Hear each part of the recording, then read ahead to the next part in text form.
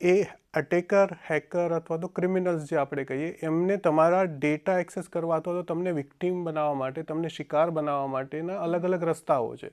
એમાંનો એક જે કોમન રસ્તો છે એ તમારું સોશિયલ મીડિયા પ્રેઝન્સ અને ઈમેલ છે.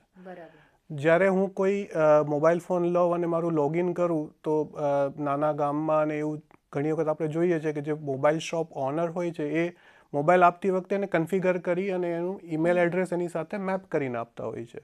એટલે તમારું ઈમેલ એડ્રેસ બાય ડિફોલ્ટ તમારા મોબાઈલ સાથે બાઇન્ડ થઈ જાય છે અને તમારું અકાઉન્ટ જોડાઈ જાય છે. એનો એક ફાયદો એ છે કે જ્યારે પણ તમારો મોબાઈલ ફોન ખોવાઈ જાય અથવા તો મોબાઈલ ફોન છે એમાં કંઈ પ્રોબ્લેમ આવે તો તમારો ડેટા ક્લાઉડ ઉપર સિંક્રોનાઇઝ થયેલો હોય, એટલે ક્લાઉડ ઉપર એની એક કોપી રહેતી હોય, તમે જેને ઇઝીલી ટ્રાન્સફર કરી શકો.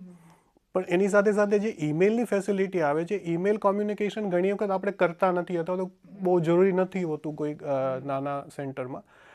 પણ એ ઈમેલ અકાઉન્ટ છે એ તમારા મોબાઈલની સાથે મેપ થયેલું છે, એટલે આખા મોબાઈલના ડેટાને કંટ્રોલ કરી શકે. જેમ કે આપણે એન્ડ્રોઈડની વાત કરીએ તો ગૂગલનું જીમેલ છે એ એની સાથે મેપ થયેલું, ગૂગલનું અકાઉન્ટ છે તમારા ફોનનું આખું કંટ્રોલિંગ કરતું હોય છે.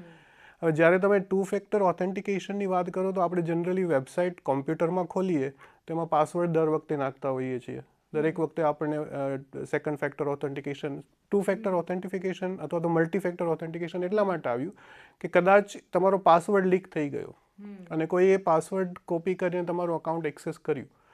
એનાથી બચવા માટે ડબલ વેરિફિકેશન, એટલે આપણે ઘરમાં ડબલ લોક રાખતા હોઈએ છીએ, એવી જ રીતે ડબલ વેરિફિકેશન કે કદાચ પાસવર્ડ તમે નાખ્યો એ કોઈએ કોપી કરીને યુઝ કર્યો છે પણ મોબાઈલ તો તમારી પાસે જ છે. તો સેકન્ડ ઓથેન્ટિકેશન માટે તમને ઓટીપી આવે. એ ઓટીપી તમે એન્ટર કરો એટલે ડબલ વેરીફાઈ થયું કે તમે જ લોગિન કર્યું છે.